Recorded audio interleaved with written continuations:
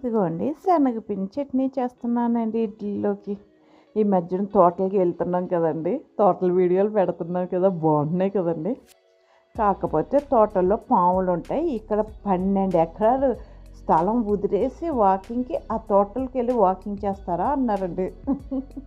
12 ఎకరాలు అంటే మా అపార్ట్మెంట్ అటు సైడ్ 1 BHK ఉన్నాయండి.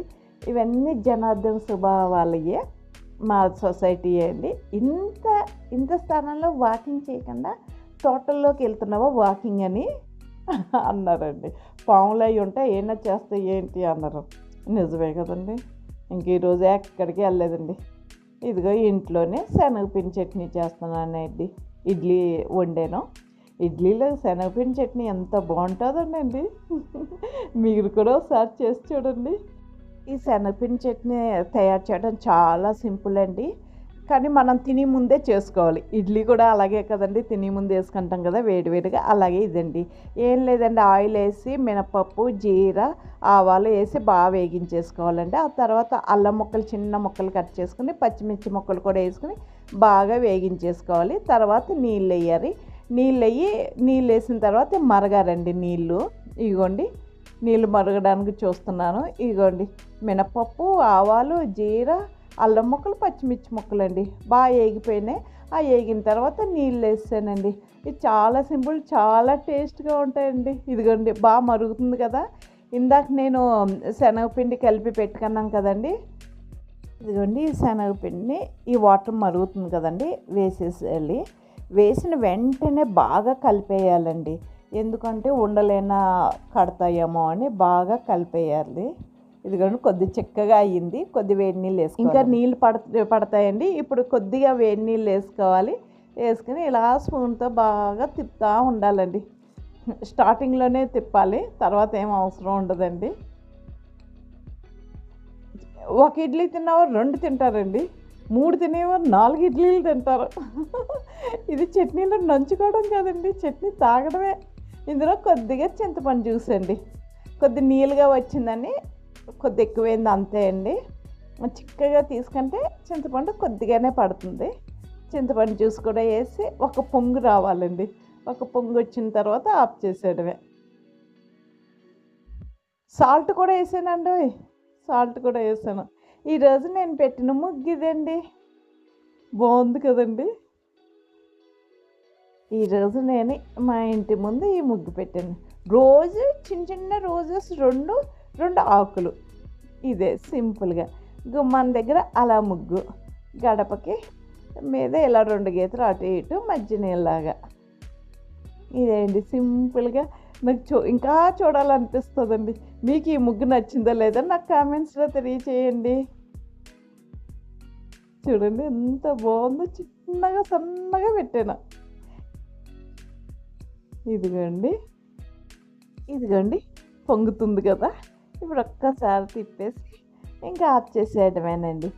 ఇది తిని ముందే చేసుకుని వేడివేడి ఇడ్లీలో ఇది చట్నీ వేసుకోవడం కాదండి, మేమైతే చట్నీ తాగేయడమే. అంత ఇష్టమండి. ఇది చాలా బాగుంటుందండి. ఒకసారి మీరు కూడా ట్రై చేసి చూడండి. ఈరోజు అండి మా హస్బెండ్ కార్ క్లీనింగ్ చేస్తున్నారు. ఏముందండి, ఈరోజు తోటకి వెళ్ళలేదు, ఎక్కడికి వెళ్ళలేదు, అందుకని సరే వెళ్దామని వెళ్తున్నానండి.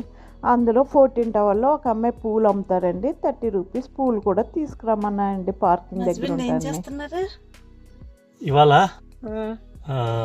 కార్ క్లీనింగ్ చేద్దామని నైట్ టైం కొద్దిగా స్నానం చేసే ముందు కొద్దిగా టైం దొరికింది. సో ఏం చేస్తున్నామంటే అద్దానికి క్లీన్ చేస్తానికి కొలీలు కొన్నాం, కొలీన్ స్ప్రే.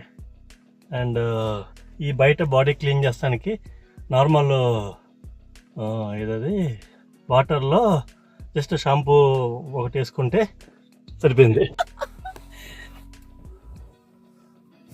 ఇది తెల్లగా వచ్చింది. దీనికి 1 గంటకు పని పెట్టుకుంటే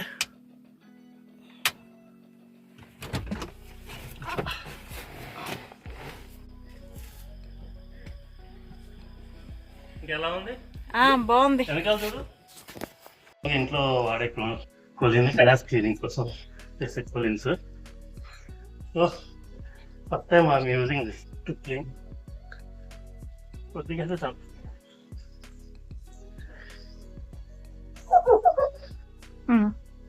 అమ్మాయి వచ్చింది, నేను పూలు తీసుకొని నేను పూలు తీసుకోవడానికి వెళ్తున్నానండి.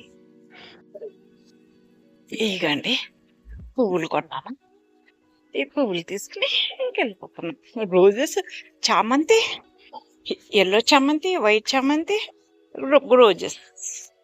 ఇవి చూడండి నాతోనే ఉంటుంది. ఇక్కడ మా కాలనీలో ఈ 4 కుక్కలు ఎలా వస్తూనే ఉంటాయి.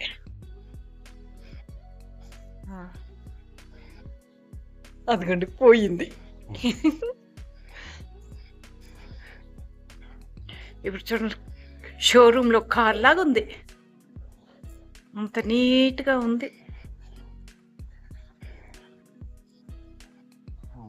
అది చూడండి. ఇంకా స్పాంజ్ పెట్టి తుడవలేదు, ఇంకా తాగలేదు. తుడవలేదా? ఓకే.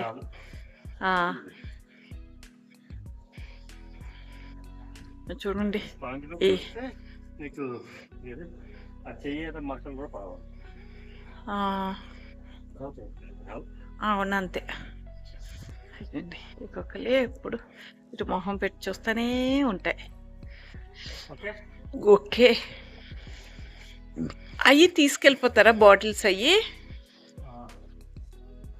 ఈ బాటిల్ ఏంటంటే ఏది సర్ఫ్ నీళ్ళు, సర్ఫ్ నీళ్ళు చెప్తాను. ఇక్కడ కూడా షాంపూ నీళ్ళు అలా కొట్టాలా? కొత్త ఇది నీకు ప్రజలు చూసారు.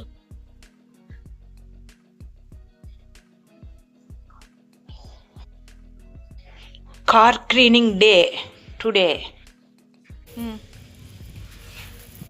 ఇంటికి వచ్చిన తర్వాత ఇదిగోండి మా గెస్ట్ వచ్చింది. నాకు ఈ గెస్ట్ అంటే ఎంత చిరాకోనండి, బొజ్జింకులు ఇవి అంటే ఎంత చిరాకో. ఇక్కడ నుంచి ఇలా కొడితే ఏసీ యూనిట్ బ్యాక్ సైడ్ నుంచి వెళ్ళిపోయిందండి. ఈరోజు వీడియో.